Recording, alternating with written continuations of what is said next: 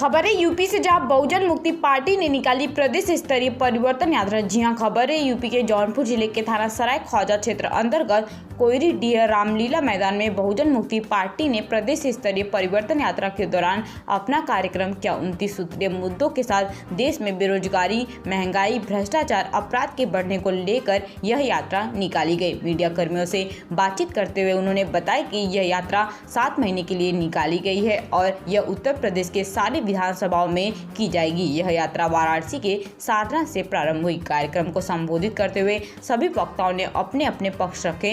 इस मौके पर पार्टी के राष्ट्रीय कार्यकारी अध्यक्ष प्रवीण प्रताप सिंह, राष्ट्रीय महिला प्रकोष्ठ की अध्यक्ष किरण चौधरी, बिहार प्रदेश अध्यक्ष AK अम्बेडकर, रामकेश यादव, अमित सेठ सहित तमाम लोग मौजूद रहे। देखिए जौनपुर से राकेश कुमार शर्मा की यह खास रिपोर्ट। जिम्मेवारी हमारी होती है, आप हमें सत्ता में लाइएगा तभी हम आपको व्यवस्था दे सकते हैं। जब हमको सत्ता नहीं मिलती तो हम व्यवस्था दे नहीं पाएंगे। एक बार आप हमको भी आजमा कर देखिए। मैं स्टैम्प पेपर पर लिखकर आपको दे रहा हूँ कि जितने वादा करूंगा मैं आपको निभाने का काम करूंगा। बहुजन समाज के OBC के लोगों का जाति जनगणना क्यों आज तक नहीं हुआ? OBC के लोग बीजेपी को वोट करते हैं, बनिया लोग बीजेपी को वोट करते हैं, ये सोच कर करते हैं कि आगे जीतने के बाद सुरक्षा हमको मुहैया कराई जाएगी, हमको शासन प्रशासन से सुरक्षा मिलेगा। तो फिर आज के समय में आप लूटे और कूटे क्यों जा रहे हैं? इसकी जिम्मेवारी, इसकी जवाबदेही किसकी होगी? क्या पिछली सरकारों की होगी कि वर्तमान सरकारों?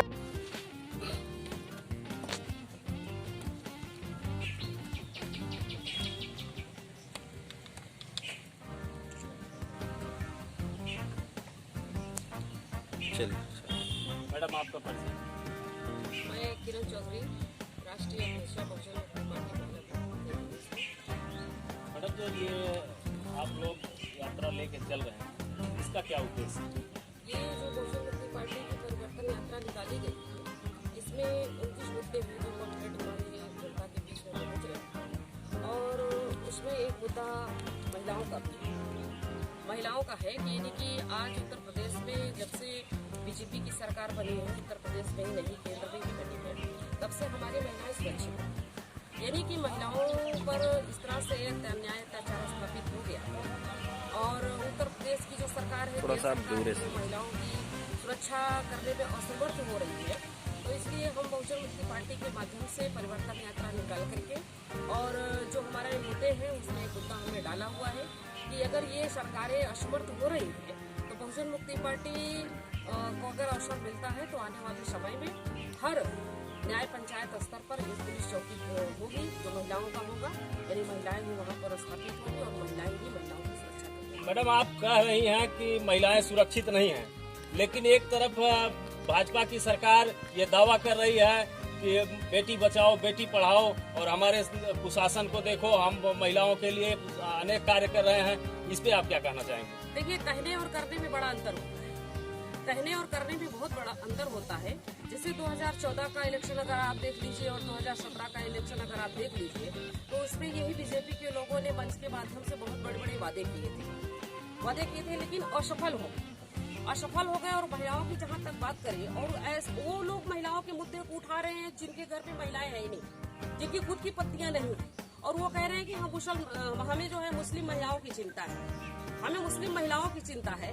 तो हम ये कहते हैं कि उन्हें मुस्लिम महिलाओं की चिंता नहीं, बल्कि उनको इस बात की चिंता है कि उन्होंने जो मुसलमानों को अपने घर का दामाद बनाया, वो मुसलमान दामाद उनकी बेटियों को तलाक ना दे दे, इस बात की चिंता है। दूसरी बात कि जिन लोगों ने बिना तलाक दिए ही अपनी पत्नियों को छोड़ करके रखा है, वो महिलाओं के मुद्दे को उठा रहे हैं। तो ये कहने और करने में बड़ा अंतर होता है। आप महिलाओं को क्या संदेश देना चाहेंगे अपने माध्यम से, और आपके साथ महिलाओं की कितनी सहभागिता है? मैं महिलाओं को इस मीडिया के माध्यम से यह संदेश देना चाहती हूँ कि 50% आबादी हमारी महिलाओं की है, 50% आबादी महिलाओं की है। मानवर कांशीराम साहब ने पार्टी बहुजन समाज पार्टी बनाया था और लीडरशिप दिया था बहन मायावती जी को, जो एक महिला थी, उनको दिया, लेकिन उन्होंने अपनी पार्टी में किसी भी महिला को आगे आने का अवसर नहीं दिया। लेकिन बहुजन मुक्ति पार्टी महिलाओं में नेतृत्व निर्माण हो, वो आगे आए, उनके अस्तित्व की पहचान हो और 50% उनको आरक्षण मिले, इसके लिए वो लड़ाई लड़ रही है और उनको उनके अंदर नीति निर्माण करने का एक अवसर प्रदान करें। चलिए आपका चेहरा नहीं, हमारा नहीं है। चलो ठीक चालू। सर, ये जो प्रदेश व्यापी यात्रा लेकर आप निकले हैं, इसका क्या उद्देश्य? बहुजन मुक्ति पार्टी के द्वारा पिछले 8 जुलाई से ये परिवर्तन यात्रा बनारस की धरती से सारनाथ से शुरू हुई, जहाँ से तथागत गौतम बुद्ध ने प्राचीन काल में बहुजन हिताय बहुजन सुखाय का नारा दिया और ये 7 महीने तक लगातार यात्रा चलने वाली है। 31 जनवरी 2022 को इसका समापनीय कार्यक्रम होगा लखनऊ के अंदर। इसका उद्देश्य पहले नंबर पर पिछड़े वर्ग की जाति आधारित जनगणना करवाने का और जो काले कानून बनाए हुए हैं लॉकडाउन के समय पर केंद्र सरकार की भाजपा ने डबल इंजन की सरकार ने उन काले कानूनों को रद्द कराने के लिए बहुजन मुक्ति पार्टी पूरे प्रदेश की जनता को जागृत करने का काम कर रही है, क्योंकि अन्नदाताओं के विरोध में वो काले कानून हैं। हमारी ज़मीनों को छीनने का काम केंद्र सरकार के द्वारा हो रहा है, उद्योगपति पूंजीपतियों के हवाले करने का वो काले कानून है, उनकी ज़मीनों को छीन करके। और इसके साथ साथ में कई सारे मुसलमानों को 18% आरक्षण देने की बात है, उनकी संख्या के अनुपात में जो संवैधानिक अधिकार उनका है। ऐसे तमाम मुद्दों को लेकर के 29 सूत्रीय हमारी जो अपील है जनता के लिए, उस मकसद को लेकर के हम जगाने के लिए 403 विधानसभा में इस परिवर्तन यात्रा को लेके जा रहे हैं। तो ये परिवर्तन यात्रा कब तक और कहाँ तक चलेगी? ये परिवर्तन यात्रा 7 महीने तक चलेगी और लखनऊ में इसका समापनीय कार्यक्रम यानी अंतिम सभा हमारी लखनऊ में होगी। वो 31 जनवरी 2022 में इसका समापन कार्यक्रम होगा।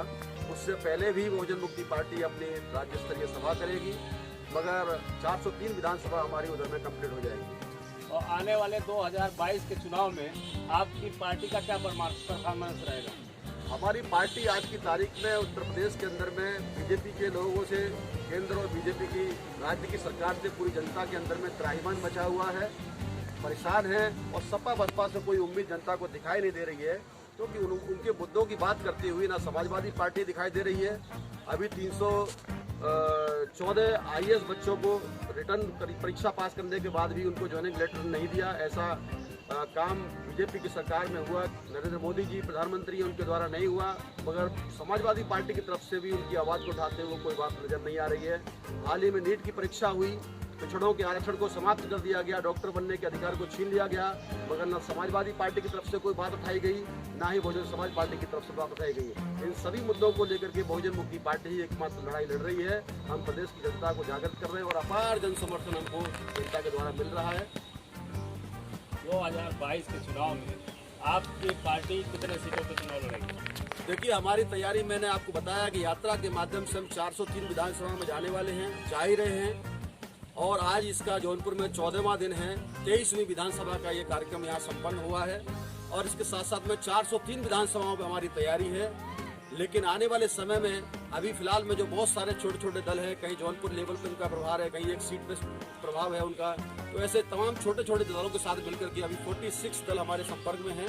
उनके साथ मिलजुल करके हम लोग इस मनुवादी सरकार को उखाड़ फेंकने का काम करेंगे जो उत्तर प्रदेश की जनता को परेशान किए हुए हैं। जैसा कि आप कह रहे हैं 46 छोटे छोटे दल आपके साथ हैं और उधर एक तरफ समाजवादी पार्टी के राष्ट्रीय अध्यक्ष अखिलेश यादव जी जो है दावा कर रहे हैं कि सारे छोटे दल हमारे साथ हैं और हम सारे छोटे दलों को लेकर 2022 का चुनाव लड़ने जा रहे हैं। इस पर आप क्या कहना चाहेंगे? देखिए, समाजवादी पार्टी के मुखिया अखिलेश यादव जी को पत्रकार बंधुओं ने आप ही की तरह से सवाल पूछा था, तो वो एक भी दल का नाम नहीं बता पाए, क्योंकि आज देख रहे हैं संजय निषाद जी को भी मारे मारे फिर रहे हैं, उनके साथ में कोई नहीं है, उनकी आवाज़ को कोई उठा नहीं रहा है। तो बहुजन मुक्ति पार्टी के साथ में वो लोग हैं अभी साथ में, और सारे लोग ज्वाइंट सम्मेलन करने की अभी तैयारी में लगे हुए हैं, जिनका अलग अलग जिलों में प्रभाव है, किसी विधानसभा पर प्रभाव है। हम लोगों ने मीटिंग किया अभी हाल ही में, पिछले महीने मीटिंग हुई थी हमारी लखनऊ में, तो उसमें बहुत सारे संगठन के लोग उस संघ साथ में मिलजुल के चुनाव लड़ने के लिए बीजेपी की सत्ता को हराने के लिए काम करेंगे। आपका परिचय सर? मेरा नाम प्रवेंद्र प्रताप सिंह, राष्ट्रीय कार्यकारी अध्यक्ष बहुजन मुक्ति पार्टी नई दिल्ली।